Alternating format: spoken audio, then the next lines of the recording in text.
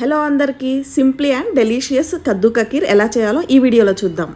ముందుగా లేత సొరకాయ తీసుకోవాలి. దాంట్లో ఉన్న విత్తనాలన్నీ తీసివేసి ఈ విధంగా తరుమి పక్కన పెట్టుకోవాలి. ఆ తర్వాత స్టవ్ వెలిగించుకొని ఒక ప్యాన్ పెట్టుకొని ఒక స్పూన్ నెయ్యి వేసి డ్రై ఫ్రూట్స్ అన్నీ కూడా చక్కగా రంగు మారేంత వరకు కూడా వేయించుకోవాలి. ఇక్కడ నేను జీడిపప్పు, బాదం పప్పు అలాగే కిస్మిస్ వేసుకున్నాను. ఆ తర్వాత ఇవి పక్కన పెట్టుకున్న తర్వాత అదే ప్యాన్లో మరొక స్పూన్ నెయ్యి వేసుకొని తురుముకున్న సొరకాయని ఇందులో వేసుకొని పచ్చివాసన పోయేంత వరకు కూడా వేయించుకోవాలి. మూత పెట్టుకొని మధ్య మధ్యలో కలుపుకుంటూ చక్కగా మగ్గాలండి సొరకాయ. ఈ విధంగా వేయించుకున్న తర్వాత నేను కొద్దిగా గ్రీన్ కలర్ యాడ్ చేస్తున్నాను, ఫుడ్ కలరు. ఇది ఆప్షనల్, వేసుకుంటే వేసుకోవచ్చు లేకపోతే లేదు. నేను కొంచెం కలర్ఫుల్గా ఉండటం కోసం వేసుకున్నాను.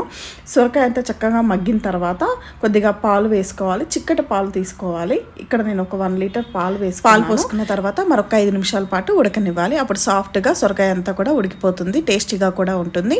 ఇప్పుడు ఒక అరకప్పు షుగర్ వేసుకోవాలి. అలాగే 150 గ్రామ్స్ మిల్క్ మేడ్ వేసుకోవాలి. కండెన్స్డ్ మిల్క్ అంటారు కదా, అది వేసుకుంటే టేస్ట్ చాలా బాగుంటుంది. ఆప్షనల్ అండి, లేదంటే కంప్లీట్ షుగర్ కూడా వేస్ట్ చేసుకోవచ్చు. ఆ తర్వాత ఒక 2-3 మినిట్స్ ఉడకనిచ్చి మనం ముందుగా డ్రై ఫ్రూట్స్ అన్నీ కూడా వేయించి పెట్టుకున్నాం కూడా, అవి కూడా వేసేసుకొని దించేసుకోవాలి. కొద్దిగా వెనిలా ఎసెన్స్ వేసుకుంటే ఇంకా టేస్ట్ బాగుంటుంది. అంతేనండి, చక్కగా కద్దు కా ఖీర్ రెడీ అయిపోయింది. టేస్టీగా ఎంజాయ్ చేయాలి.